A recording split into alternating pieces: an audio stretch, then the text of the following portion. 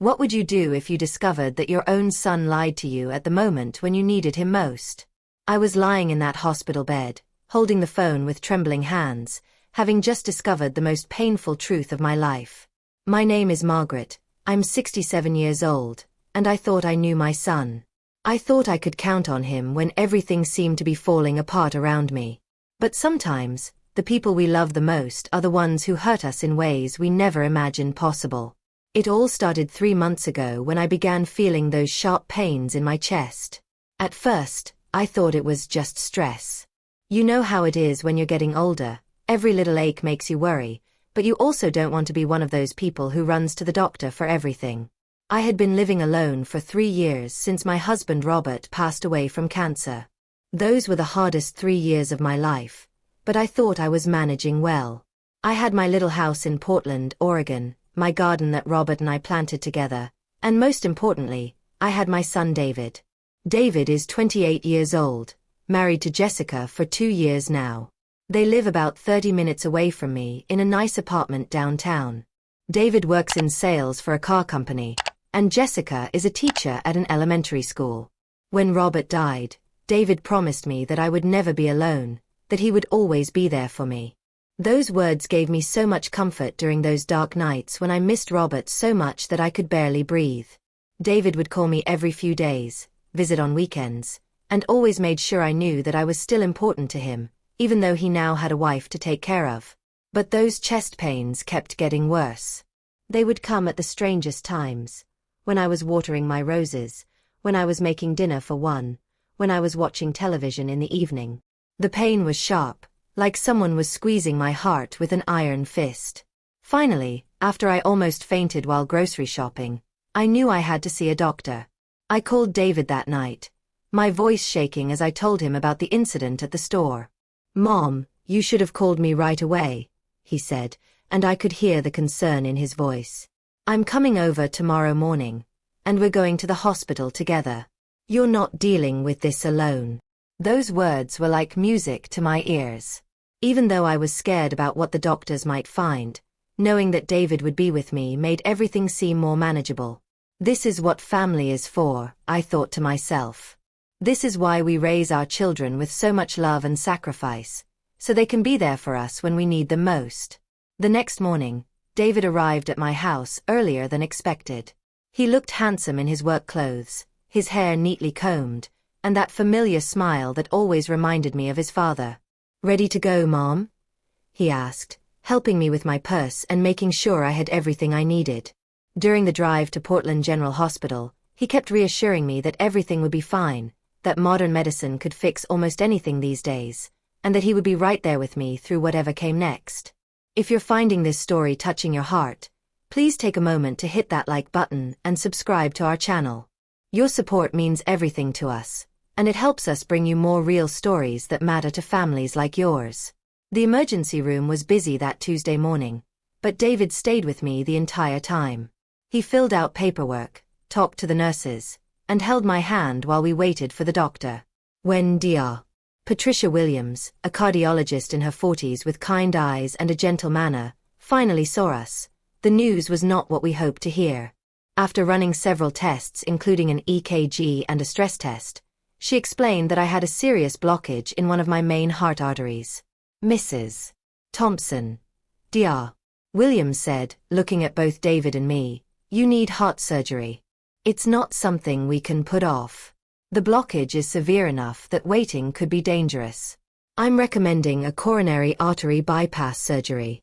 It sounds scary, I know, but it's a procedure we do regularly, and the success rate is very high, especially for someone in your overall good health."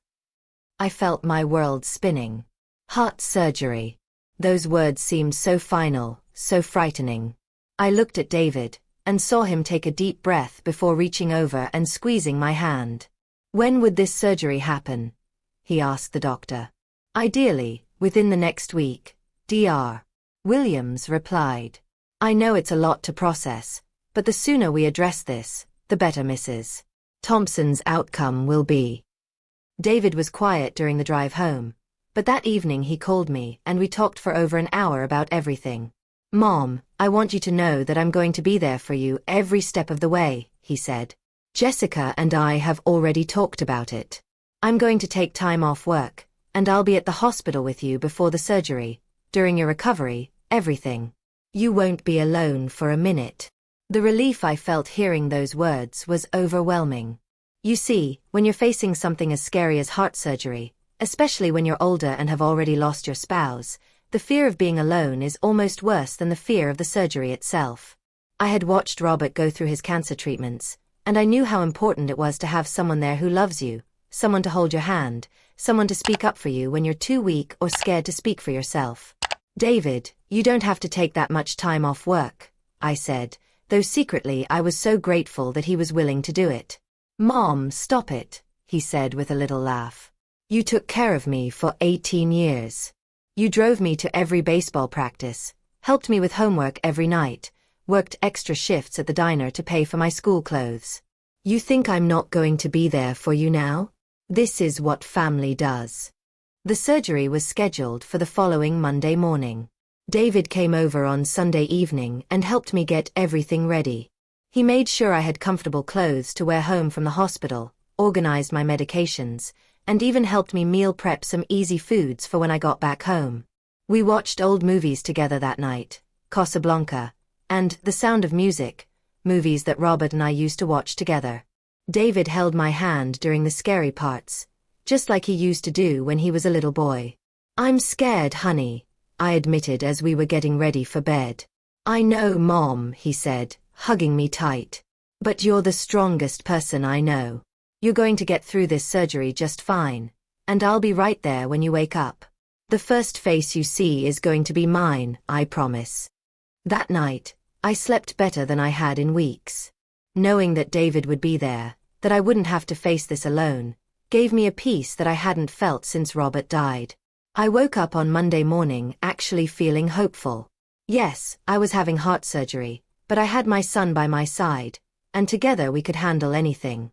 David arrived at 6 in the morning, as promised, with coffee and my favorite blueberry muffins from the bakery downtown. Fuel for the champion, he said with a grin, though I noticed he looked a little tired. Jessica sends her love, by the way. She wanted to come too, but someone had to stay home and hold down the fort. She'll visit you as soon as you're feeling up to it. The drive to the hospital was quiet, but it was a comfortable quiet. David kept glancing over at me with encouraging smiles, and every few minutes he would reach over and pat my hand. You've got this, Mom, he kept saying. You've got this. The pre-surgery process at Portland General was efficient but overwhelming.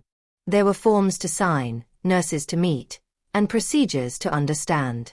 David stayed with me through all of it, asking questions I was too nervous to ask, taking notes about post-surgery care, and making sure I understood everything the medical team was telling us. When the anesthesiologist came to meet with us, David asked about pain management and recovery time. When the surgeon, Dr. James Mitchell, stopped by to explain the procedure one more time, David asked about visiting hours and how soon I might be able to go home. Your son is very thorough, Dr. Mitchell said to me with a smile. You're lucky to have such dedicated support. I felt so proud hearing that. This was the David I had raised, the caring, responsible young man who put family first. I am lucky, I replied, reaching over to squeeze David's hand. As they were preparing to wheel me into surgery, David leaned down and kissed my forehead. I'll be right here when you wake up, Mom. I promise. I love you so much. I love you too, sweetheart, I whispered back, tears in my eyes but not from fear anymore. They were tears of gratitude. Gratitude that I had raised such a wonderful son, gratitude that I wasn't facing this alone, gratitude that even though Robert was gone, I still had family who loved me. The surgery took 4 hours. I don't remember any of it, of course, but later I learned that it went perfectly. Dr. Mitchell was able to bypass the blocked artery successfully, and my heart responded well to the procedure. When I started to wake up in the recovery room, everything was fuzzy and strange, but I could hear familiar voices. I was so groggy from the anesthesia that I couldn't quite make out words, but I knew David was there. I felt safe. Over the next 2 days, David was exactly as wonderful as he had promised to be. He slept in the uncomfortable chair next to my hospital bed both nights, even though I told him he should go home and sleep in his own bed. He helped me eat when my hands were too shaky to hold a spoon steady. He walked with me in the hallways when the nurses said I needed to start moving around. He brought me books and magazines, and read to me when I was too tired to focus on the words myself. The nurses all loved him. "Your son is so attentive," they kept telling me. "You can see how much he cares about you." And I could see it too. David was patient when I was cranky from pain medication, encouraging when I felt discouraged about how weak I was, and optimistic when I worried about how long recovery was going to take. On Wednesday afternoon, my third day in the hospital, David seemed a little distracted. He kept checking his phone, which wasn't like him. Usually when he was with me, I had his full attention. "Everything okay at work?" I asked.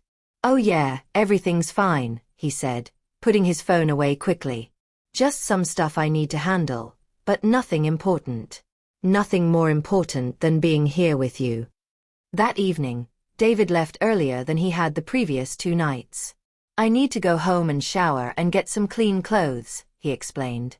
"But I'll be back first thing in the morning, okay? And if you need anything during the night, anything at all, you call me and I'll be right back here." "Of course, honey," I said. "Go take care of yourself. I'll be fine for one night." Thursday morning came, and David didn't arrive as early as usual. By 10 o'clock, I was starting to wonder where he was. When he finally showed up around 11, he looked different somehow. Still handsome, still smiling, but there was something in his eyes that I couldn't quite read. "Sorry I'm late, Mom," he said, giving me a quick kiss on the cheek. Traffic was terrible, and I had to stop by the office for just a few minutes to handle something that couldn't wait. We spent Thursday together much like we had spent the previous days, but I noticed that David seemed distant. He was physically present, but his mind seemed to be somewhere else. When Dr. Williams came by to check on my progress, she was very pleased. "Mrs. Thompson, you're recovering beautifully," she said. "If everything continues to go this well, you should be able to go home on Saturday." "That's wonderful news," David said, but his smile seemed forced. That evening, David left again around 8 o'clock. "Same deal as last night," he said. "I'll be back tomorrow morning, and then we can start planning for you to go home on Saturday." Friday morning, David was late again. This time he didn't show up until almost noon, and when he did, he had a strange energy about him. He seemed excited about something, but also nervous. "How are you feeling today, Mom?" he asked, but before I could answer completely, his phone rang. "I need to take this," he said, stepping out into the hallway. I could hear him talking, but couldn't make out the words. When he came back in, he sat down next to my bed and took my hand. "Mom, I have something I need to tell you." My heart skipped a beat. Was something wrong? Had the doctors found something they hadn't told me about? "What is it, David?" I asked. He took a deep breath. "Jessica and I have been planning something special for our wedding anniversary, which is next Tuesday. We've been talking about taking a trip, maybe going somewhere warm and relaxing. We haven't had a real vacation since we got married." I felt a little confused. "That sounds lovely, honey, but why do you look so worried telling me about it?" "Well, the thing is, we found this great deal on a trip to Hawaii. But it's only available if we leave on Sunday, and we'd be gone for a week." The words hit me like a cold wave. Sunday. "But David, I'm just getting out of the hospital on Saturday. I'll barely be home for one day before you leave for a week." I know it's not ideal timing," he said quickly. "But Mom, you're doing so well. Dr. Williams said your recovery is going perfectly. You'll be fine at home, and it's only for a week. We'll call you every day, and Jessica's sister lives close to you. She can check on you if you need anything." I stared at him, trying to understand what I was hearing. This was my son, the same David who had promised to be there for me every step of the way, who had said that family comes first, who had held my hand just 5 days ago and sworn that I wouldn't be alone for a minute. "David," I said slowly, I just had heart surgery. I'm going to be weak and scared and probably in pain. The doctors said recovery takes weeks, not days. Are you really telling me that you're going to leave me alone just one day after I get home from the hospital so you can go on vacation? It's not just a vacation, Mom, he said, and now he sounded a little defensive. It's our anniversary. Jessica has been looking forward to this for months. We've never been anywhere tropical, and this deal was too good to pass up. Plus, you're going to be fine.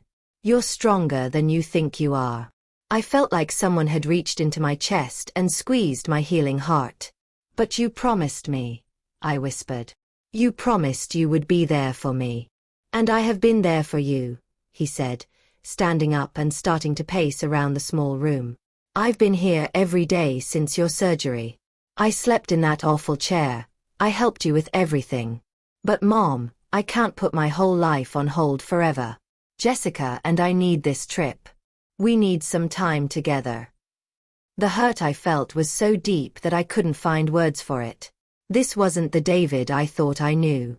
This wasn't the son I had raised to put family first, to keep his promises, to be there for people who needed him. I'm not asking you to put your life on hold forever, I finally said. I'm asking you to wait one more week before you go on vacation. I'm asking you to help me get settled at home after major surgery. Mom, you're being dramatic, David said, and those words cut deeper than any surgeon's knife ever could. You're going to be fine. People have heart surgery all the time and manage just fine on their own. I turned my face away from him because I couldn't bear to look at him anymore. In that moment, I saw clearly what had happened. For the past week, David had been playing the role of the devoted son, but it was just a performance. He had been counting down the days until he could get back to his real life, his life with Jessica, his life where taking care of his aging mother was an inconvenience rather than a privilege. If you want to go on this trip, then go, I said quietly. Really? You understand? I looked back at him, and saw the relief on his face. He was happy that I wasn't going to fight him on this. He was happy that he could abandon me without having to feel too guilty about it. I understand perfectly, I said. But what I understood was something David couldn't even imagine. I understood that my son had become a stranger to me. I understood that the promises he had made were just words to make me feel better in the moment. I understood that when it came to choosing between his comfort and my needs, I would always come in second. That night, after David left to go home and pack for his trip to Hawaii, I lay in my hospital bed staring at the ceiling. Tomorrow I would go home to an empty house, weak and frightened and alone. On Sunday, while I was struggling to take care of myself after major heart surgery, my son would be on a beach with his wife, probably not thinking about me at all. But that night, I didn't know yet that this was only the beginning of the pain David would cause me. I didn't know yet about the lies he had been telling, about the things he was hiding from me, about just how little I actually meant to him. I thought the worst part was that he was choosing a vacation over helping me recover. I had no idea that the truth was so much worse than anything I could have imagined. Saturday morning came, and I was finally going home from the hospital. Dr. Williams had cleared me for discharge, but she was very clear about what the next few weeks would look like. Mrs. Thompson, you need to understand that your body has been through a major trauma, she said as she reviewed my discharge instructions. For the next 4 to 6 weeks, you cannot lift anything heavier than a gallon of milk. You cannot drive. You need to rest, eat well, and take your medications exactly as prescribed. Most importantly, you should not be alone for extended periods, especially during the first week. David was there for the discharge, but he seemed rushed and distracted. While Dr. Williams was explaining my care instructions, he kept glancing at his watch. Yeah, I got it, he said when she asked if he had any questions. Rest, medications, no heavy lifting. She'll be fine. Dr. Williams looked a little surprised by his casual attitude, but she handed me my discharge papers and wished me well. Remember, Mrs. Thompson, if you experience any chest pain, shortness of breath, or if your incision site shows any signs of infection, you come back here immediately. Don't wait. The ride home was quiet. David helped me into the house and made sure I was settled on the couch with my medications nearby and the remote control within reach. "Okay, Mom, I've got to run home and finish packing," he said, barely sitting down. "Jessica is already at the airport checking our bags. Our flight leaves at 6 tonight." "Tonight," I said, feeling my chest tighten with panic. "I thought you said you were leaving tomorrow." "Change of plans," he said, standing up and grabbing his jacket. "We got upgraded to an earlier flight, so we figured why not start our vacation a few hours sooner." I watched my son, my only child, the boy I had carried for 9 months, raised for 18 years, and loved unconditionally for 28, walk toward my front door without even looking back. "David, wait," I called out, my voice weaker than I intended. He stopped and turned around, impatience written all over his face. "What is it, Mom?" "I'm scared," I admitted. "I've never been alone after something like this. What if something goes wrong? What if I fall? What if I can't reach the phone?" David walked back over and gave me a quick, perfunctory hug. "Mom, you're going to be fine. You have your cell phone right there, you have all your medications, and the neighbor lady said she'd check on you. Stop worrying so much. Mrs. Patterson is 83 years old and can barely take care of herself," I said. "And Jessica's sister doesn't even know me." "You're being dramatic again," David said, and those words felt like a slap across my face. "Look, I really have to go. Jessica is waiting for me, and we can't miss this flight. I'll call you when we get to the hotel, okay?" And just like that, he was gone. I heard his car start in my driveway, heard him drive away, and then I was alone in my house with nothing but the sound of my own heartbeat and the ticking of the grandfather clock that Robert and I had bought for our 25th anniversary. I spent that first night home alternating between sleeping fitfully on the couch and staring at the ceiling, afraid to close my eyes for too long. Every little pain made me wonder if something was wrong with my heart. Every creak of the house settling made me think someone was trying to break in. I had never felt so vulnerable and abandoned in my entire life. Sunday morning, I tried to make myself breakfast but found that even simple tasks exhausted me. Opening a jar of jam left me breathless. Reaching into the high cabinet for a plate made my chest ache. I ended up eating a piece of plain bread and taking my morning medications with water, then collapsing back onto the couch. Around noon, my phone rang. It was David, calling from the Honolulu airport. "Hi Mom, we made it safely," he said, and I could hear the excitement in his voice. Behind him, I could hear Jessica laughing about something and the sounds of a busy airport. "How are you feeling?" "Not very good," I said honestly. "I'm weaker than I expected to be, and everything hurts." "That's normal after surgery," he said dismissively. "You just need to push through it. Listen, Mom, we're about to get on a shuttle to our hotel, so I can't talk long. The hotel is right on the beach. It's absolutely beautiful. I'll call you tomorrow, okay?" "David, wait," I said, but I heard the line go dead. He had hung up on me. I sat there holding the phone, staring at it like it might ring again, like my son might call back and say he had made a terrible mistake, that he was coming home to take care of me like he had promised. But the phone stayed silent. That afternoon, Mrs. Patterson did hobble over to check on me, bless her heart. She brought me a container of soup that was barely warm and sat with me for about 20 minutes before her arthritis started bothering her too much to stay in my hard kitchen chair. "You hang in there, dear," she said as she slowly made her way back to her own house. "These things take time." But I could see that she was worried about me, and I knew that if something serious happened, there was nothing this sweet old woman could do to help. Monday and Tuesday were a blur of pain, weakness, and loneliness. I tried to follow the doctor's instructions about walking a little bit each day, but I could barely make it from the living room to the kitchen without feeling dizzy. I wasn't eating much because cooking seemed impossible, and grocery shopping was out of the question. David called Monday evening, but the conversation was brief and focused on telling me about the beautiful sunset they had watched from their hotel balcony. "Mom, you should see this place," he said. "The water is the most incredible blue I've ever seen, And Jessica is getting such a beautiful tan. We went snorkeling this morning, and tonight we're going to a luau on the beach.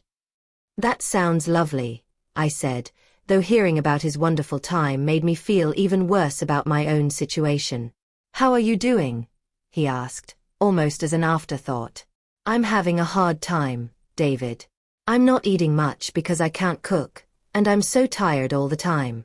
I think maybe I should call the doctor. Mom, you're being a hypochondriac, he said, and I could hear Jessica saying something in the background. Hold on, Mom, Jessica wants to tell you something. Jessica got on the phone, her voice bubbly with vacation happiness. Hi, Margaret. David has been showing me pictures of this beautiful beach, and we're having such an amazing time.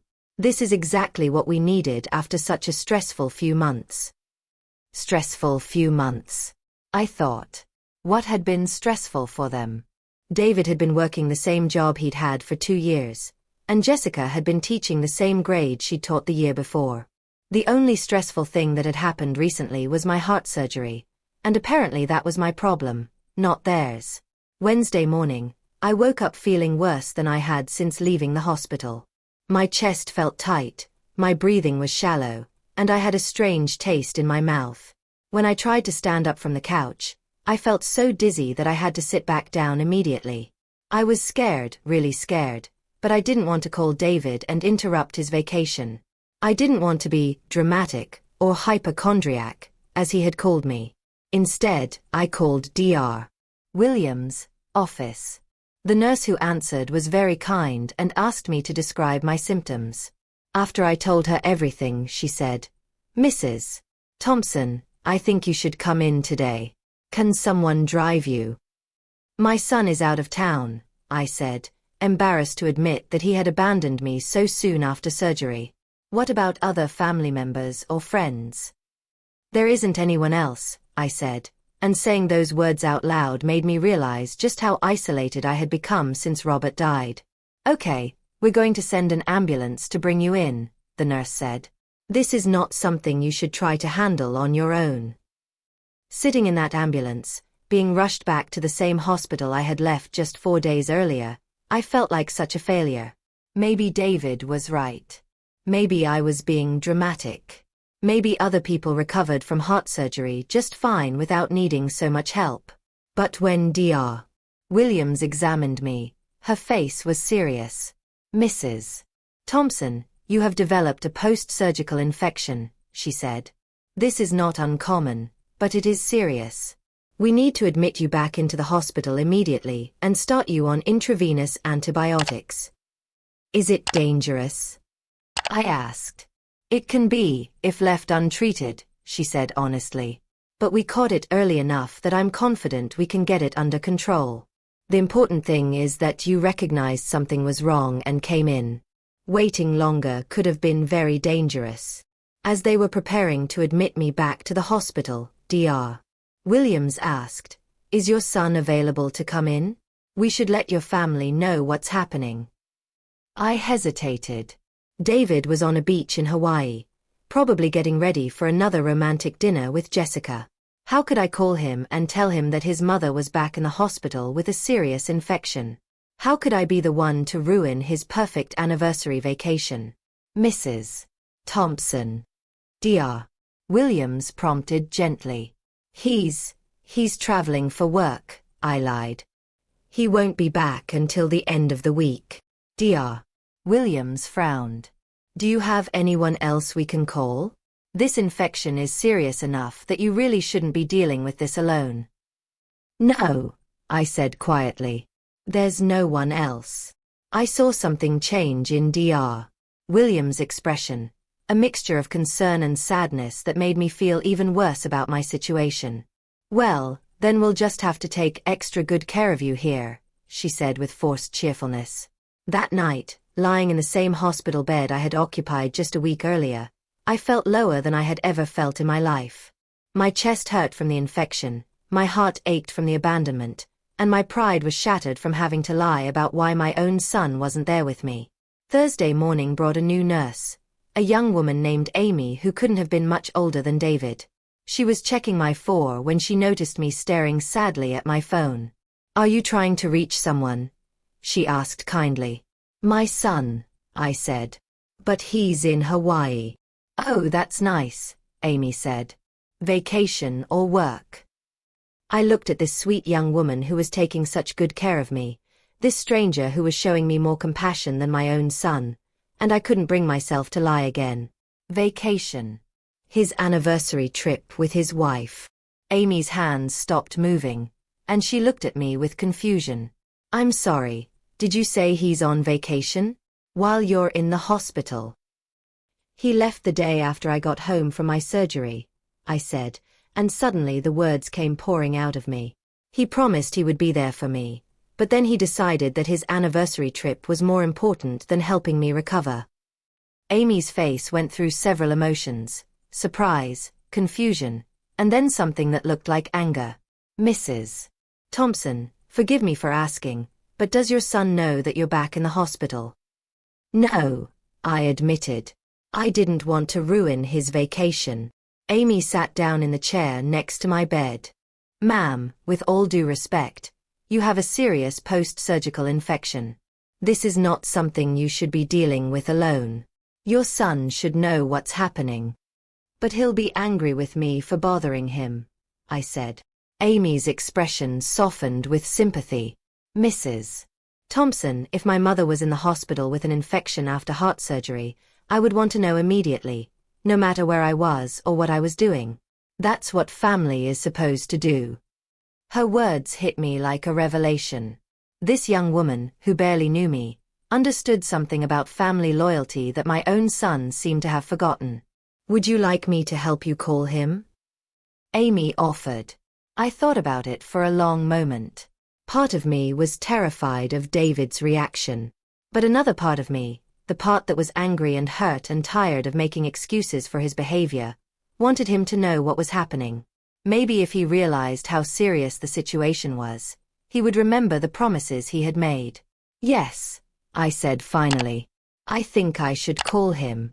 Amy helped me dial David's number, then squeezed my hand encouragingly before stepping out of the room to give me privacy. The phone rang several times before David answered, and when he did, I could hear music and laughter in the background. "Hi, Mom," he said, sounding happy and relaxed. "Perfect timing. We just got back to the hotel from the most amazing catamaran cruise. Jessica got some beautiful pictures of dolphins." "David," I said, my voice shaking, "I'm back in the hospital." There was a pause, and the background noise seemed to get quieter. "What do you mean you're back in the hospital?" "I developed an infection from the surgery," I explained. "I got very sick yesterday, and they had to bring me in by ambulance. The doctor says it's serious." Another pause. "Well, what kind of infection? How serious?" I explained what Dr. Williams had told me about the post-surgical infection and the intravenous antibiotics. When I finished, David was quiet for so long that I thought maybe the call had been dropped. "David, are you there?" "Yeah, I'm here," he said, but his voice sounded different now. Annoyed, frustrated. "Mom, why didn't you call me yesterday when you first started feeling sick?" "Because you're on your anniversary trip," I said. "I didn't want to bother you." "Well, you're bothering me now," he said, and those words felt like a physical blow. "What exactly do you expect me to do about this? I'm 3,000 miles away." I couldn't believe what I was hearing. This was my son, talking to me like I was an inconvenience, like my serious medical emergency was somehow an annoyance to him. "I just thought you should know," I said quietly. "Okay, well, now I know," he said. "Look, Mom, I'm sure the doctors will take good care of you. That's what they're paid for. Jessica and I only have 3 more days here, and we've already paid for everything. There's nothing I can do from Hawaii anyway." "You could come home," I said, hating how desperate I sounded. David made an exasperated sound. "Mom, be reasonable. I can't just abandon our vacation because you got a little infection. The doctors said they caught it early, right? So you're going to be fine. I'll see you when we get back on Sunday." A little infection? I repeated. David, I was brought here by ambulance because I could barely breathe. You're being dramatic again, he said, and I could hear Jessica saying something in the background. Look, Mom, we're supposed to meet some people for dinner in 20 minutes, and I still need to shower and change. I'll call you tomorrow, okay? Before I could respond, he had hung up again. I sat there holding the phone, staring at it in disbelief. My son had just dismissed my serious medical emergency as a little infection, and had made it clear that his vacation dinner plans were more important than his mother's health crisis. Amy came back into the room a few minutes later and immediately noticed my expression. Mrs. Thompson, how did the call go? I tried to speak, but no words came out. Instead, I just started crying, deep, wrenching sobs that seemed to come from somewhere I didn't even know existed inside me. Amy immediately came over and put her arms around me, letting me cry on her shoulder like she was my own daughter. What happened? She asked softly. Through my tears, I told her about David's reaction, about how he had called my infection little, and had made it clear that he wasn't coming home. Amy's face grew more and more shocked as I talked. Mrs. Thompson, she said when I finished, I have to tell you something, and I hope you don't think I'm overstepping. But what your son is doing is not normal. Most children would be on the next plane home if their parent was hospitalized with a post-surgical infection.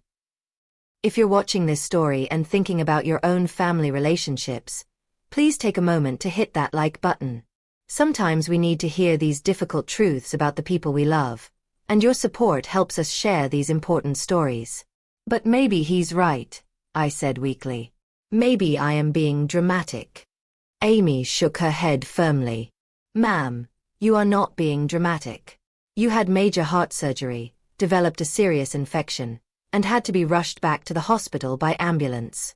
Any reasonable person would consider that a family emergency. Her words were like a light being turned on in a dark room. For the first time since this whole ordeal began, someone was confirming what I had been feeling in my heart, that David's behavior was wrong, that I deserved better, that I wasn't crazy or dramatic for expecting my own son to care about my health crisis. That evening, as I lay in my hospital bed receiving antibiotics through my 4, I decided to do something that Amy had suggested. She had shown me how to use the tablet the hospital provided for patients to access the internet. Maybe it would make you feel better to see what your son is up to, she had said.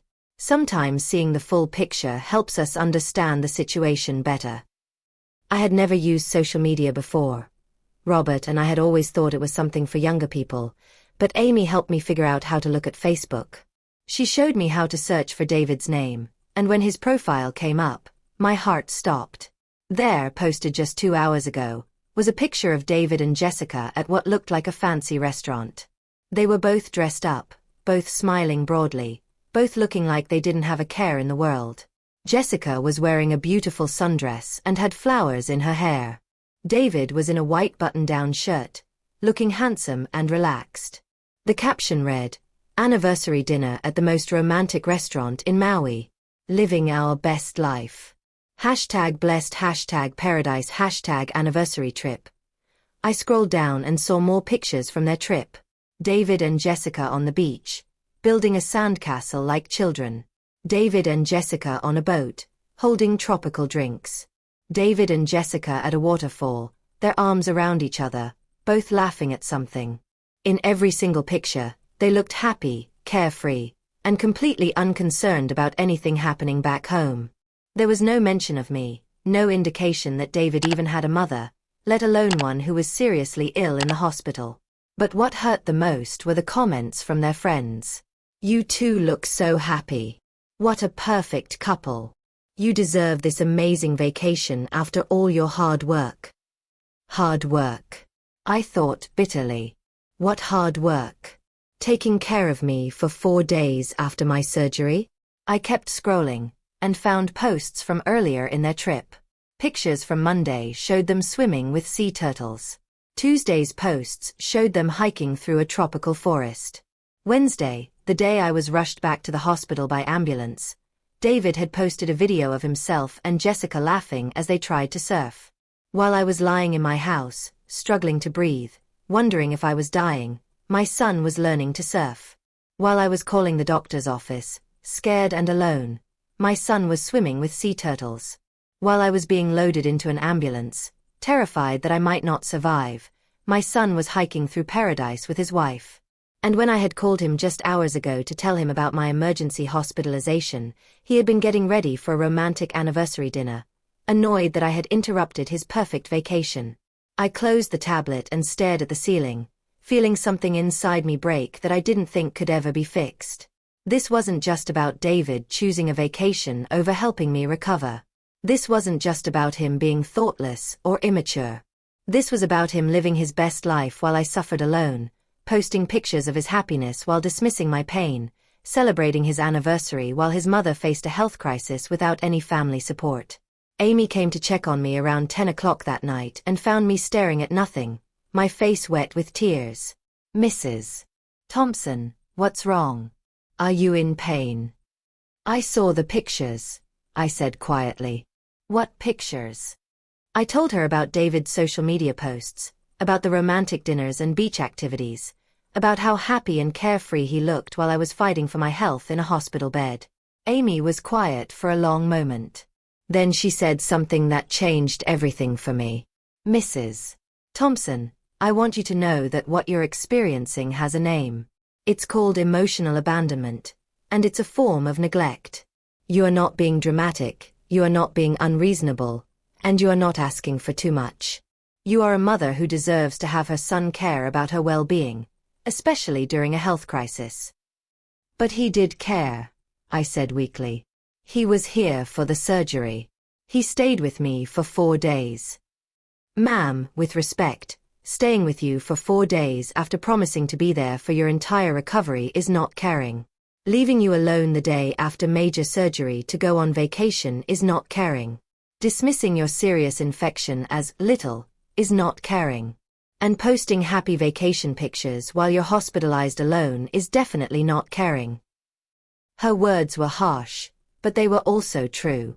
And hearing the truth from someone who had no reason to lie to me, someone who was just trying to help me see my situation clearly, finally broke through the wall of denial I had been building around David's behavior. My son didn't care about me the way I cared about him. My son didn't love me the way I loved him. My son was selfish, thoughtless, and cruel, and I had been making excuses for him because I couldn't bear to face the truth about who he really was. But the truth was staring me in the face now, and there was no denying it any longer. As I fell asleep that night, medicated and exhausted, I knew that something fundamental had changed inside me. I had spent David's entire life believing that family came first, that blood was thicker than water, that a mother's love could overcome any obstacle. But David had just taught me that sometimes, the people who are supposed to love us the most are the ones who hurt us the deepest. And I was about to learn that this betrayal was only the beginning. Friday morning brought no call from David. I waited by my hospital bed phone, watching the minutes tick by, hoping that maybe he had thought about our conversation and realized how wrong he had been. Maybe he had talked to Jessica and she had convinced him to come home. Maybe he had seen one of his vacation photos and felt guilty about being so happy while his mother was hospitalized alone. But the phone stayed silent. Dr. Williams came by during her morning rounds, and her expression was more serious than I had seen it before. "Mrs. Thompson, I'm concerned about how you're responding to the antibiotics," she said, checking my chart. "Your white blood cell count is still very high, which means your body is still fighting this infection harder than we'd like to see." "What does that mean?" I asked, though part of me already knew the answer wasn't going to be good. "It means we need to be more aggressive with your treatment," she said gently. "I'm going to increase the antibiotic dosage and add a second medication. We're also going to need to monitor you very closely over the next 24 hours. Am I going to be okay?" I asked, and I heard my voice shake with the fear I had been trying to hide. Dr. Williams sat down next to my bed, which I had learned was never a good sign. "Mrs. Thompson, I want to be honest with you. Post-surgical infections can be very serious, especially in patients who are over 65. Most of the time, we can get them under control with antibiotics, but sometimes the infection can spread to other parts of the body. What would happen if it spreads? In worst-case scenarios, it could lead to sepsis, which is a life-threatening condition, she said carefully. But let me be clear, we're not there yet, and we're doing everything we can to prevent that from happening. After Dr. Williams left, I lay in my bed feeling more frightened than I had ever been in my life. When Robert was dying from cancer, at least we had known what to expect. We had time to prepare, time to say goodbye, time to make peace with what was happening. But this felt different. This felt sudden and unpredictable, like I was walking on ice that could crack beneath me at any moment. I thought about calling David again, but I remembered his angry tone from yesterday, his dismissal of my little infection, his clear annoyance that I had interrupted his perfect vacation. What would I say to him? That I might be dying? He would probably just tell me I was being dramatic again. Instead, I asked Amy if she could help me write something down. I want to write letters, I told her. Just in case. Amy's eyes filled with concern. Mrs. Thompson, you're going to be fine. Dr. Williams is one of the best doctors in this hospital. I know, I said. But I'm scared, and I need to say some things that I might not get another chance to say. Amy brought me paper and a pen, and I spent the morning writing. The first letter was to David, and it was the hardest thing I had ever written in my life. My dear David, I began, if you are reading this, it means that I didn't make it through this infection, and there are things I need you to know. I wrote about how proud I had been of him his entire life, how Robert and I had sacrificed so many things to give him opportunities we never had, how we had believed that raising him with love and values would make him into a man who understood the importance of family. But David, I wrote, what has happened this week has broken my heart in ways that no surgery ever could. When I needed you most, you chose a vacation. When I was frightened and alone, you called me dramatic. When I was rushed to the hospital by ambulance, you dismissed my emergency as an inconvenience. I don't know what happened to the little boy who used to hold my hand when he was scared, who used to tell me he loved me every night before bed, who used to promise that he would always take care of me when I got old. I had to stop writing several times because my tears were making the ink run. I want you to know that I forgive you, I continued, because that's what mothers do. We love our children even when they hurt us. But I also want you to know that your behavior this week has consequences that will last long after I'm gone. You will have to live with the knowledge that when your mother was dying, you were too busy enjoying yourself to care. I wrote letters to Jessica too, explaining that I had always hoped we could be close like a real mother and daughter, and to Mrs. Patterson, thanking her for being such a kind neighbor. I even wrote a letter to Amy and the other nurses, thanking them for showing me more compassion in a few days than my own son had shown me in a week. Friday afternoon, my condition took a turn for the worse. My fever spiked to 103 degrees, and I started having trouble breathing. Dr. Williams was called in immediately, and after examining me, she made a decision that terrified me. Mrs. Thompson, we need to take you into surgery, she said urgently. The infection has spread to the area around your heart, and we need to clean it out surgically before it becomes life-threatening. Surgery? I gasped. But I just had surgery a week ago. I know, and I'm sorry, she said. This is not what we hoped would happen, but right now, surgery is your best chance of fighting this infection. As they were preparing to wheel me into the operating room, Dr. Williams asked again about contacting my family. Mrs. Thompson, this is a serious surgery. Are you sure there's no one we can call? I thought about David, probably sitting on a beach somewhere, probably posting more pictures of his perfect life. I thought about telling Dr. Williams to call him, imagining the phone ringing in his hotel room, imagining him having to explain to Jessica why they might need to cut their vacation short. But then I thought about his voice yesterday, cold and annoyed, telling me I was being dramatic. I thought about him calling my infection little, and hanging up on me to go to dinner. No, I said quietly. There's no one to call. Dr. Williams squeezed my hand. Then we'll take extra good care of you, I promise. As they wheeled me toward the operating room, I closed my eyes and thought about Robert. If I was going to die on that operating table, at least I would see him again. At least I wouldn't be alone anymore. The surgery took 3 hours. Later, Dr. Williams would tell me that it was touch and go for a while, that the infection had been worse than they expected, that there were moments when they weren't sure I was going to make it through. But I didn't know any of that as it was happening. All I knew was that I woke up in the intensive care unit with more tubes and machines around me than I had ever seen, feeling like I had been hit by a truck. Amy was there when I opened my eyes, even though I later learned she had stayed past the end of her shift to be with me. "Welcome back, Mrs. Thompson," she said with tears in her eyes. "You scared us there for a while." "Am I okay?" I whispered, my throat raw from the breathing tube. "You're going to be okay," she said. Dr. Williams was able to clean out all the infection. "You're going to have a longer recovery now, but you're going to be fine." I tried to ask about David, but Amy shook her head. "We haven't been able to reach your son," she said gently. "We tried calling the number you gave us, but it went straight to voicemail." Later, I would learn that Amy had actually reached David. She had called his phone during my surgery, and he had answered on the second ring. "Is this David Thompson?" Amy had asked. "Yeah, who's this?" "This is Amy. I'm a nurse at Portland General Hospital. I'm calling about your mother, Margaret Thompson." There was a pause. "What about her?" "Sir, your mother is currently in emergency surgery.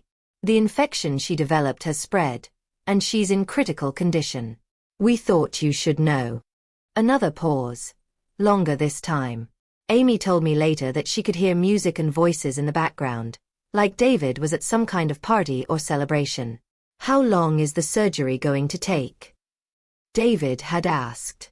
"We don't know, sir. It could be several hours. This is a very serious situation." "Okay, well, keep me posted," David had said. "I'm kind of in the middle of something right now."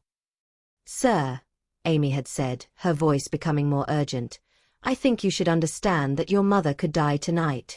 This is a life-threatening emergency." "Look, nurse, I'm sure you guys know what you're doing," David had said. "My mom is tougher than she looks. She'll be fine. Just call me if something major happens, okay?" And then he had hung up. Amy didn't tell me about this conversation until much later, after I was stronger and better able to handle the truth. But even without knowing the details, I could sense that something had happened. Amy was different with me after that. More protective, more gentle, like she was trying to shield me from something painful. Saturday morning, I woke up feeling slightly better physically, but emotionally I felt empty in a way I had never experienced before. It wasn't just sadness or disappointment anymore. It was something deeper and more permanent, like a part of me had died on that operating table and hadn't come back. Dr. Williams came by to check on me, and her relief was obvious. "Mrs. Thompson, I have to tell you, we were very worried about you yesterday. But your body responded beautifully to the surgery, and your infection markers are finally starting to come down. How long will I need to stay in the hospital this time?" I asked.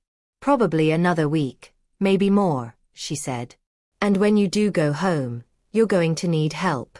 This second surgery has really set back your recovery. You'll need someone to help you with basic tasks like cooking, cleaning, maybe even bathing for a while."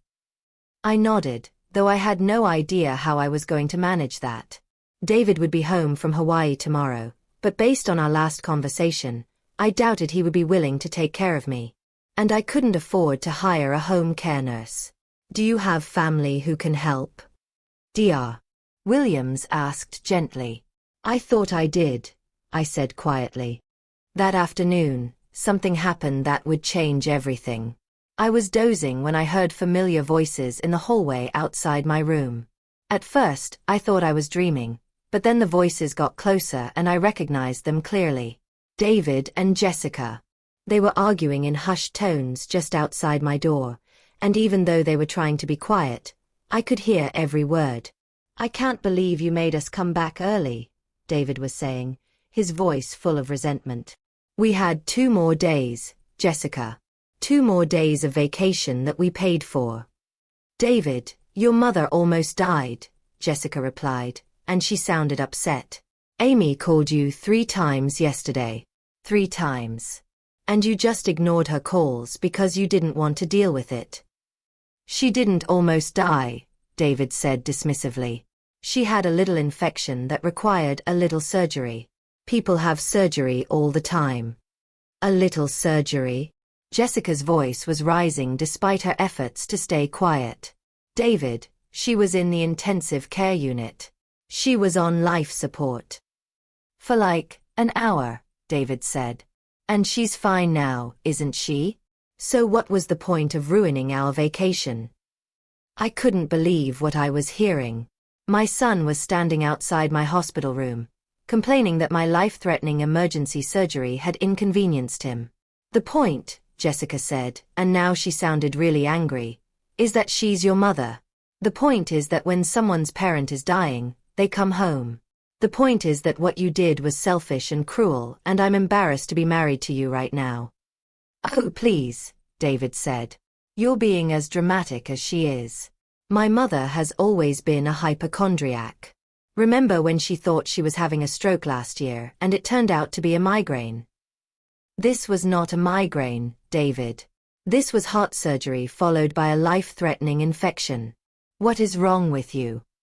There was a long pause, and when David spoke again, his voice was cold in a way that chilled me to the bone.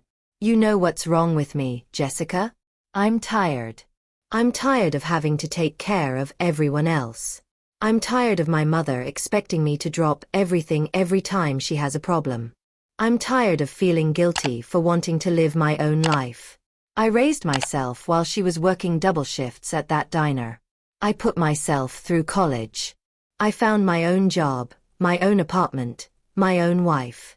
I've been taking care of myself since I was 16 years old, and now I'm supposed to drop everything to take care of her. My heart broke hearing those words. David had rewritten our entire history in his mind. Yes, I had worked double shifts at the diner, to pay for his school clothes, his baseball equipment, his college application fees. Yes, he had been independent, because Robert and I had raised him to be strong and self-sufficient. But the idea that he had raised himself, that we hadn't been there for him, was so completely false that I wondered if we were even remembering the same childhood. That's not fair, David, Jessica said, her voice quieter now but still firm. Your parents sacrificed everything for you. Your mother worked those double shifts to pay for your college. Your father worked overtime for years to save money for your wedding. They loved you unconditionally, and this is how you repay them. They made their choices, David said coldly. I didn't ask them to sacrifice anything. I didn't ask to be born. And I didn't ask for a mother who can't handle being alone for 5 minutes without having a panic attack. The silence that followed those words was deafening. I lay in my hospital bed, tubes still connected to my body, machines still monitoring my vital signs, listening to my only child describe me like I was a burden he had been forced to carry his entire life. David, Jessica said finally, and her voice was very quiet now. If you don't go in there and apologize to your mother, if you don't start acting like the man I thought I married, I'm going home. And I'm going to start thinking very seriously about whether I want to be married to someone who could abandon his mother when she was dying. Fine, David said, and I could hear him moving toward my door. I'll go in there and pretend to care. But I'm not apologizing for wanting to have a life. The door opened, and David walked into my room wearing a forced smile and carrying a small gift bag. He looked tan and rested from his vacation, his hair sun-bleached and his skin glowing with health. He looked like a man who had spent the week in paradise, not like someone whose mother had nearly died alone. Hi, Mom, he said brightly, as if he hadn't just been complaining about me in the hallway. How are you feeling? I stared at him for a long moment, seeing him clearly for perhaps the first time in his life. This was my son, the baby I had carried for 9 months, the toddler I had rocked to sleep every night, the child I had cheered for at every baseball game, the teenager I had helped with homework, the young man I had been so proud to see graduate from college. But looking at him now, I realized that somewhere along the way, that sweet, loving child had disappeared, replaced by this stranger who saw kindness as weakness and need as manipulation. "I heard what you said in the hallway," I said quietly. David's fake smile faltered for just a moment. "What do you mean?" "I heard everything, David. About how you think I'm dramatic and hypochondriac. About how you're tired of taking care of me. About how you think your father and I sacrificed too much for you." David's face went through several expressions: surprise, embarrassment, and then something that looked like defiance. "Mom, you weren't supposed to hear that." "But I did hear it," I said. "And now I know the truth about how you really feel about me." Jessica appeared in the doorway, looking uncomfortable and sad. "Mrs. Thompson," she said softly, "I'm so sorry." I tried to make him understand. "It's not your fault, Jessica," I said, and I meant it. "You seem to understand what family means better than my own son does." David set the gift bag down on my bedside table with more force than necessary. "Look, Mom, I'm sorry you heard that conversation, but maybe it's better that we're being honest with each other now." "Honest?" I repeated. "Is that what we're calling it? You lying to me about working late when you were really planning a vacation? You abandoning me the day after major surgery? You ignoring calls from the hospital when I was dying? You hanging up on me when I tried to tell you about my infection? That's your idea of honesty." "I never lied to you," David said, but his voice lacked conviction. "You told me you were working when you were planning your trip to Hawaii," I said. "You told me you'd be there for me every step of the way, then left me alone before I was even strong enough to take care of myself. You told me yesterday that you'd call me, then turned off your phone when the hospital tried to reach you during my emergency surgery." David's face was getting red now, the way it used to when he was a child caught in a lie.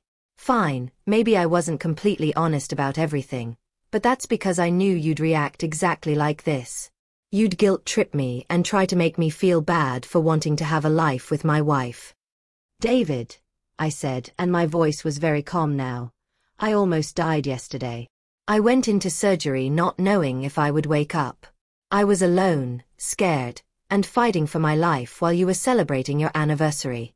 The hospital tried to call you because they thought I might die, and you hung up on them because you didn't want to be bothered." "But you didn't die," David said, as if that justified everything. "You're fine now." "No," I said quietly. "I'm not fine. And I'm never going to be fine again, because I now know that the son I raised, the son I loved more than my own life, sees me as nothing more than an inconvenience." If this story is making you think about your own family relationships, please take a moment to subscribe to our channel and hit the bell icon for notifications. Sometimes the most important lessons come from the most painful experiences, and sharing these stories helps us all learn from each other. David stood there for a moment, looking like he wanted to say something else, but Jessica put her hand on his arm. "David, we should go," she said quietly. "Your mother needs to rest." "Yeah," David said, already moving toward the door. "We'll come back tomorrow or something." After they left, I lay in my hospital bed staring at the gift bag David had brought me. Eventually, curiosity got the better of me, and I looked inside. It was a cheap plastic keychain with a picture of a Hawaiian sunset on it, the kind of thing you buy at an airport gift shop when you realize at the last minute that you should probably bring something home for someone. The keychain probably cost less than $5. David had spent thousands of dollars on his Hawaiian vacation, but he had bought his dying mother a $5 keychain. I held that cheap piece of plastic in my hands and felt something inside me finally break completely. It wasn't sadness anymore. It wasn't disappointment or hurt or even anger. It was clarity. For the first time in my life, I saw David exactly as he was. Not as I had hoped he would be, not as I remembered him being as a child, but as the selfish, callous man he had become. And for the first time in my life, I started to think about what my life might look like without him in it. That night, alone in my hospital bed, I made a decision that would change everything. I decided to stop making excuses for David. I decided to stop hoping he would change. I decided to stop letting his cruelty break my heart over and over again. I decided to start living for myself, for the people who actually cared about me, for the time I had left instead of wasting it on someone who saw my love as a burden. But I had no idea yet just how much more David would hurt me before this was all over. I had no idea that the worst betrayal was still to come. The next few days in the hospital passed in a strange kind of peace. I say strange because even though my body was still healing from 2 major surgeries, even though I was still weak and in pain, my mind felt clearer than it had in years. It was like a fog had finally lifted, and I could see my life and my relationship with David with brutal honesty for the first time. Amy continued to be my guardian angel during those days. She would sit with me during her breaks, bringing me books from the hospital library and helping me understand the social media world that had revealed so much about my son's true nature. More importantly, she listened without judgment as I talked through 28 years of memories, trying to understand how the loving little boy I remembered had become the cold, selfish man who had abandoned me. "Mrs. Thompson," Amy said to me on Tuesday afternoon, "can I ask you something?" "Of course, dear." "When you think back over the years, were there signs? Times when David showed you who he really was, but you made excuses for him?" I thought about that question for a long time. Slowly, memories started surfacing. Memories I had pushed down or explained away because they didn't fit with the image I wanted to have of my son. There was the time when David was 16 and I had been laid off from the diner during the winter slowdown. Money was so tight that Robert and I were eating rice and beans for dinner so we could afford to buy David the expensive sneakers he wanted for school. When I explained why we couldn't go out to dinner for his birthday that year, David had rolled his eyes and said, "Why is it always about money with you people?" Your people. Like his own parents were strangers to him. There was the time when David was 22 and Robert had his first heart attack. David had been dating a girl named Michelle then, and they had planned a weekend trip to the coast. When I called to tell David about his father's heart attack, he had sighed heavily and said, "Can't you handle this, Mom? Michelle and I have been planning this trip for weeks." He did come to the hospital, but he spent the whole time texting Michelle and complaining about how boring it was to sit around waiting. There was the time when David was 25 and I had fallen down the stairs at home, spraining my ankle badly and cutting my head on the banister. I had called David for help, and he had said he would come over after he finished watching a football game. When he finally arrived 3 hours later, I was still sitting on the floor because I couldn't put weight on my ankle to get up. Instead of helping me immediately, he had looked around the house and said, "Mom, this place is a mess. No wonder you fell." Each memory felt like a piece of a puzzle clicking into place. The signs had been there for years. David's selfishness, his lack of empathy, his tendency to blame me for problems that weren't my fault. But I had been so determined to believe in the goodness of my own child that I had made excuses for every cruel word, every thoughtless action, every moment when he showed me exactly who he was. "Yes," I told Amy finally. "There were signs. Many signs. I just chose not to see them." "That doesn't make you foolish," Amy said kindly. "That makes you a mother. Mothers are supposed to believe in their children, to see the best in them even when others can't. The problem is when children take advantage of that unconditional love." Wednesday morning brought another visit from David and Jessica, and this time I was prepared for it in a way I hadn't been before. I had spent the past few days thinking about what I wanted to say to my son, what I needed him to understand, and what I was and wasn't willing to accept from him going forward. They arrived around 10 in the morning, both looking like they would rather be anywhere else. Jessica carried a small bouquet of flowers that looked like they had come from the hospital gift shop, and David was checking his phone before he even made it all the way into my room. "Hi, Mom," he said, barely looking at me. "How are you feeling today?" "Better," I said simply. Strong enough to have a real conversation. Something in my tone must have gotten his attention because he finally looked up from his phone. "What do you mean?" "I mean we need to talk, David. Really talk. About what happened this week, about what you said in the hallway, about where we go from here." David shifted uncomfortably. "Mom, I thought we already talked about all that. I said I was sorry you heard what you heard." "You said you were sorry I heard it," I corrected. "You didn't say you were sorry you said it. And you certainly didn't say you were sorry for abandoning me when I needed you most." Jessica sat down in the chair next to my bed, but David remained standing, his body language defensive and closed off. Look, Mom, I don't know what you want me to say. I was there for your surgery. I stayed with you for 4 days. I came back from my vacation early when the hospital called. I think I've done enough. You came back early? I repeated, latching on to something that didn't sound quite right. David, your vacation was supposed to end on Sunday. You came back on Saturday.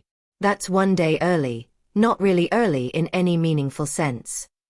David's face flushed slightly. It was still early. We had to change our flights and everything. Why did you change your flights? I asked, and I saw him exchange a look with Jessica. Because of your surgery, obviously, he said, but something in his voice made me doubt that was the whole truth.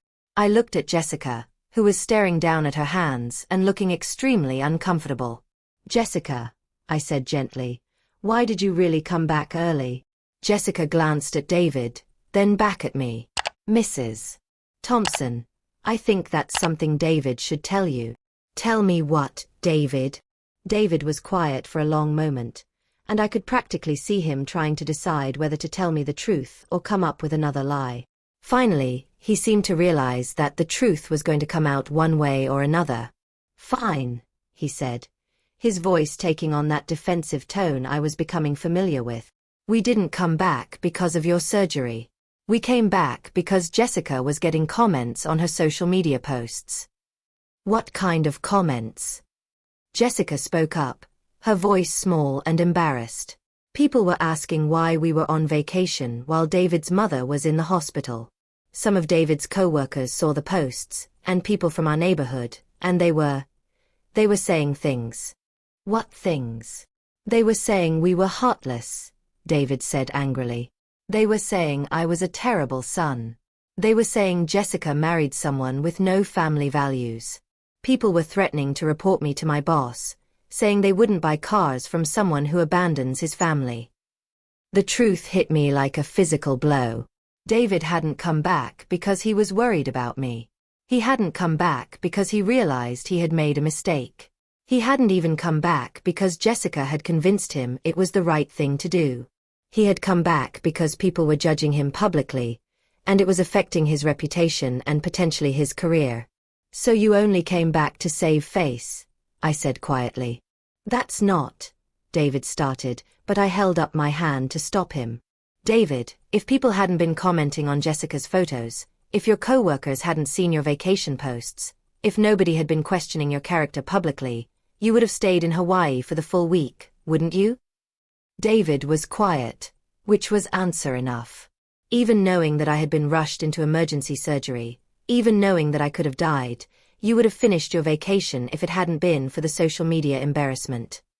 Mom, you're making this sound worse than it is, David said weakly. How could it possibly sound worse than it is? I asked. David, I almost died. I went into surgery not knowing if I would wake up, and your only concern was protecting your reputation. Jessica spoke up then, her voice stronger than it had been all morning. Mrs. Thompson, I need you to know that I wanted to come back as soon as Amy called us. I begged David to book us on the next flight home, but he refused until people started commenting on our photos. I looked at this young woman who had been married to my son for only 2 years, and I felt a deep sadness for her. She had married David thinking he was a good man, probably believing that his devotion to his mother was a sign of his character. Now she was learning what I was learning, that the David we thought we knew didn't really exist. Jessica, I said, I want you to know that none of this is your fault. You tried to do the right thing. But I didn't try hard enough, she said, tears starting to form in her eyes. I should have gotten on a plane by myself if I had to. I should have been here with you. No, sweetheart, I said firmly. That wasn't your responsibility. Taking care of me when I'm sick is my son's responsibility. You were just following your husband's lead, which is what wives are supposed to be able to do. David was getting more agitated by the minute. Okay, so now you're both ganging up on me? This is exactly what I was talking about. Everyone expects me to drop everything and revolve my whole life around other people's problems. Other people's problems? I repeated. David, I'm your mother. I'm not other people. And having heart surgery and nearly dying from an infection is not just a problem. It's a family crisis. You know what, Mom? David said, his voice rising. Maybe this is exactly what we both needed. Maybe we both needed to see how we really feel about each other. You want to know the truth? I'm tired of feeling guilty about living my own life. I'm tired of you expecting me to be your emotional support system. I'm tired of having to worry about whether every decision I make is going to hurt your feelings. His words were like knives, but this time they didn't break me the way they would have a week ago. This time, they just made me sad, sad for him, sad for what he had become, sad for the relationship we would never have. David, I said calmly, I have never asked you to be my emotional support system. I have never asked you to revolve your life around me. The only thing I asked was that you keep your promise to be there for me during a medical crisis. That's what family does for each other. But that's just it, Mom, David said, and his voice was getting colder. Maybe we need to redefine what family means. Maybe family doesn't have to mean dropping everything every time someone has a problem. Maybe family means loving each other from a distance and living our own lives. I stared at my son for a long moment, seeing him with absolute clarity now. This wasn't about me being too needy or too dramatic. This wasn't about me expecting too much or asking for more than I deserved. This was about David being fundamentally unable or unwilling to care about anyone other than himself. You're right, David, I said finally.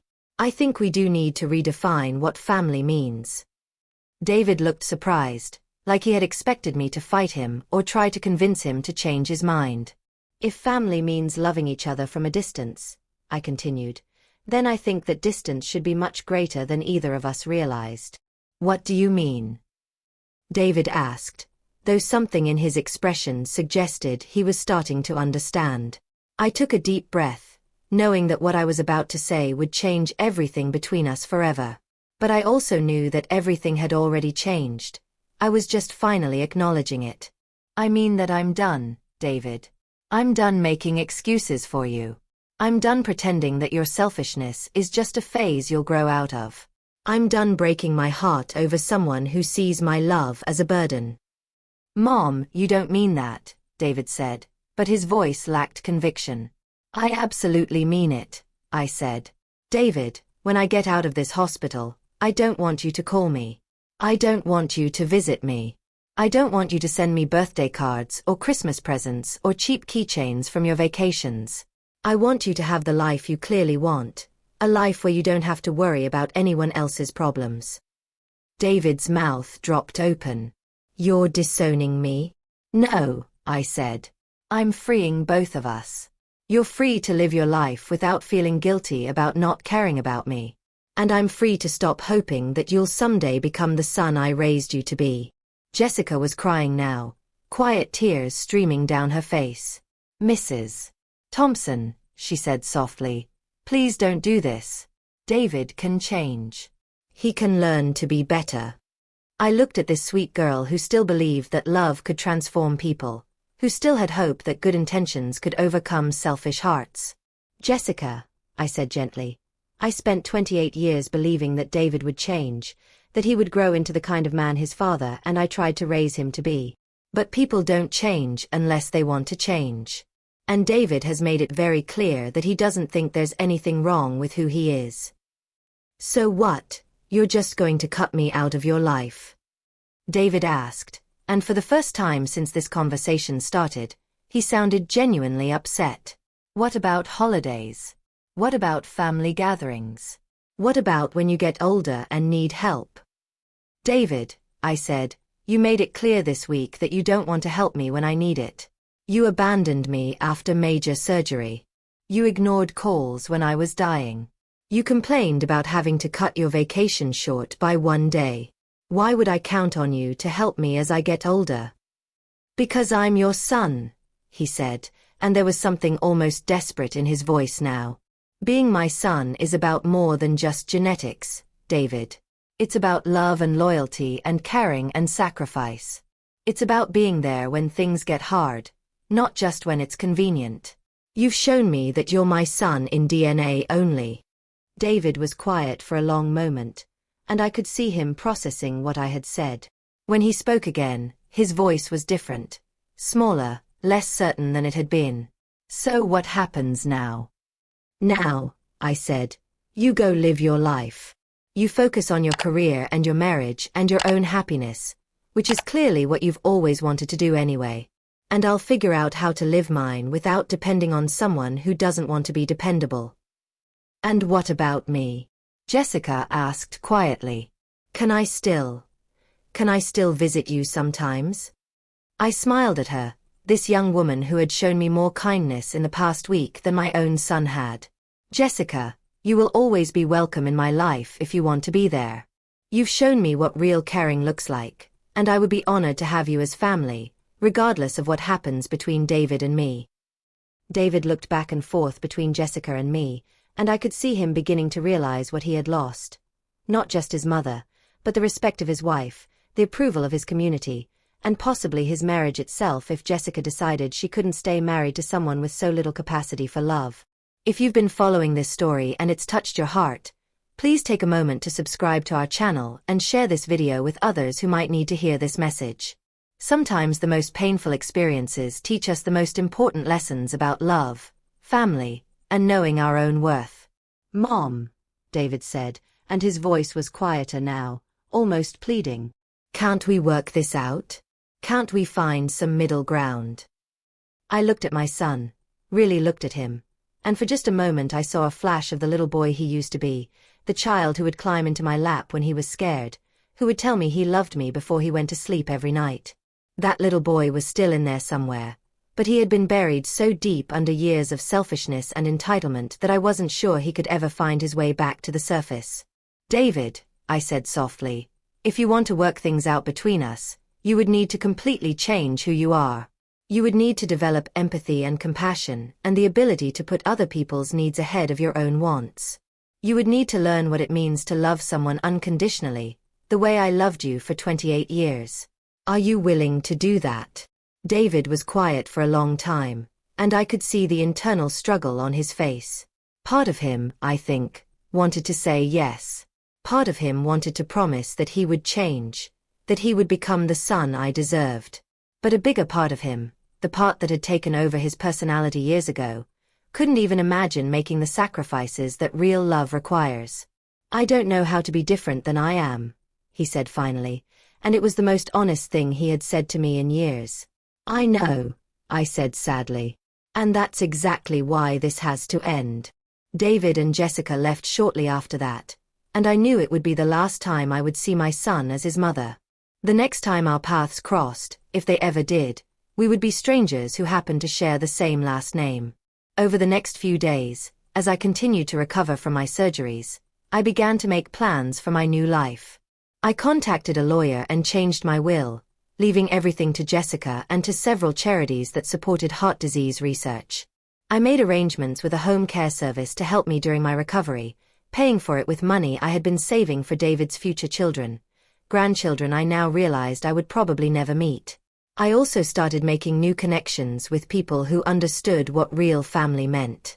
Amy introduced me to a support group for older adults who had been abandoned by their adult children. I was shocked to discover how common my situation was, how many loving parents had raised selfish children who saw them as burdens rather than blessings. But I also met people who had created new families from friends, neighbors, and chosen relatives who showed them the love their biological children couldn't or wouldn't provide. I learned that blood doesn't always make family, and that some of the strongest family bonds are the ones we choose rather than the ones we're born into. 3 weeks after my second surgery, Dr. Williams finally cleared me to go home. My physical recovery had been slow but steady, and the infection was completely gone. More importantly, my emotional recovery had begun in earnest. I was no longer the broken-hearted mother who had been wheeled into the hospital a month earlier. I was someone different now, someone stronger, someone wiser, someone who understood her own worth. Amy worked an extra shift on the day I was discharged just so she could say goodbye to me personally. Mrs. Thompson, she said as she hugged me, I want you to know that watching your strength over these past few weeks has inspired all of us here. You've shown us what grace under pressure looks like. Amy, I said, you saved my life in more ways than one. You showed me what real caring looks like, and you helped me find the strength to stop accepting less than I deserve. What are your plans now? She asked. I'm going to live, I said simply. I'm going to take care of my health, nurture the relationships that matter, and stop wasting energy on people who don't appreciate what I have to offer. I'm going to create the family I should have had all along, a family based on mutual love and respect rather than guilt and obligation. As I walked out of Portland General Hospital for what I hoped would be the last time, I felt something I hadn't experienced in years. Peace. Yes, my heart had been broken by my son's betrayal. Yes, I was grieving the loss of the relationship I had thought we had. But I was also free from the constant disappointment, free from the endless cycle of hope and heartbreak, free to love people who actually loved me back. That afternoon, I arrived home to find my garden in full bloom. The roses that Robert and I had planted together were more beautiful than they had ever been, as if they had grown stronger while I was away. I sat on my front porch, breathing in the fragrance of those roses and watching the sun set over the neighborhood where I had lived for 30 years. Mrs. Patterson hobbled over around dinner time with a casserole and a shy smile. Welcome home, dear, she said. I've been worried about you. Thank you, I said, accepting the casserole gratefully. Would you like to stay for dinner? I could use the company.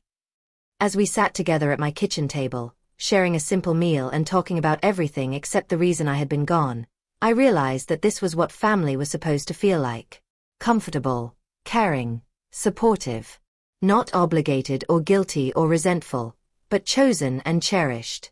2 months later, I received a card in the mail. It was from Jessica, and inside was a photo of her at a beach. Not a Hawaiian beach this time, but a local beach here in Oregon. She was alone in the picture, smiling but with sadness in her eyes. Dear Mrs. Thompson, the card read, I wanted you to know that David and I are getting divorced. I couldn't stay married to someone who could treat his own mother the way he treated you. I also wanted you to know that everything you said to him was right, and I'm sorry it took me so long to see it. I hope someday I can be as strong and wise as you are. With love, Jessica. I sat holding that card for a long time, feeling sad for Jessica but also proud of her for choosing to leave a marriage that wasn't worthy of her love. She was young enough to start over, young enough to find someone who understood what real love and commitment meant. As for David, I occasionally heard bits and pieces about his life through mutual acquaintances in our small community. He had moved to a different city, probably to escape the judgment of people who had witnessed his behavior during my medical crisis. I heard that he was dating again, probably looking for someone who would accept his selfishness more readily than Jessica had. I felt sorry for him, in a way. He had traded a lifetime of unconditional love for the temporary pleasure of a vacation. He had chosen his own comfort over his family's well-being, and in doing so, he had lost not just me, but the respect of his wife, his community, and hopefully, eventually, himself. But that was his choice to live with, not mine. My choice was different. My choice was to live fully, to love wisely, and to never again accept cruelty from someone just because we shared DNA. My choice was to surround myself with people who understood that love is a gift, not an obligation, and that family is something you build with care and devotion, not something you take for granted. On the first anniversary of my heart surgery, I threw a small party for myself. Amy came, along with several friends from my support group, Mrs. Patterson, and even Jessica, who had become like a daughter to me in the months since her divorce. We ate cake and talked about how much can change in a year, how much stronger we can become when we stop accepting less than we deserve. Mrs. Thompson, Amy said as we were cleaning up, do you ever regret cutting David out of your life? I thought about that question carefully before answering. I regret that it was necessary, I said finally. I regret that the little boy I raised grew up to be someone who could abandon his mother when she was dying. But I don't regret protecting myself from someone who saw my love as a burden. I don't regret choosing my own well-being over his convenience. That night, after everyone had gone home, I sat in my garden among Robert's roses and thought about the journey that had brought me to this place. A year ago, I had been a woman who defined herself entirely through her relationship with her son, who measured her worth by his approval, who was willing to accept crumbs of affection because I was so grateful for any attention at all. Now I was someone different. I was a woman who knew her own value, who had created a chosen family of people who truly cared about her, who understood that love without respect is not love at all. The heart surgery had saved my physical life, but learning the truth about David had saved my emotional life. Both operations had been painful, both had required long recoveries, but both had ultimately made me stronger than I had ever been before. As I sat there in the gathering darkness, surrounded by the flowers that represented a love that had been real and lasting, I felt genuinely grateful for the first time in months. Grateful for my health, grateful for the people who had shown me true kindness, grateful for the strength to walk away from a relationship that was destroying me. I was 78 years old, and I was finally free to live the rest of my life on my own terms, surrounded by people who understood what real family meant. And for the first time in longer than I could remember, that felt like more than enough. It felt like everything.